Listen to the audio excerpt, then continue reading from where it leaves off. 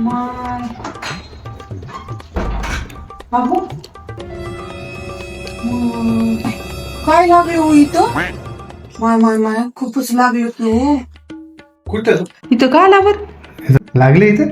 हा लाल गुण झाले. अगं ते मुख्याचा मारा. काय अगं ते मुका मार आहे. मी येत आता पडलो होतो. काही असं सिरियस काही नाही.